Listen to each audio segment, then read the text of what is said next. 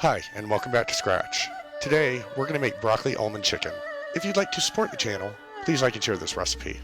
For this, we'll need 1 pound of chicken tenderloins, 4 cups of thawed frozen broccoli florets, a cup of teriyaki sauce, a 1/4 cup of whole almonds, 2 tablespoons of vegetable oil, a tablespoon of sesame oil, and a teaspoon of fish sauce.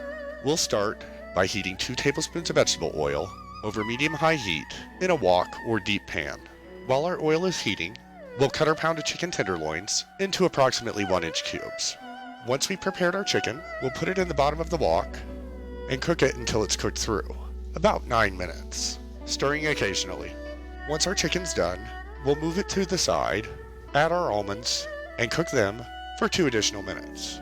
Then, we'll add our broccoli, teriyaki sauce, sesame oil, and fish sauce.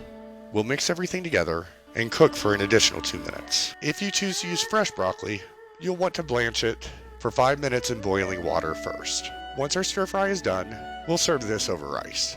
And remember, if you like the content, please subscribe.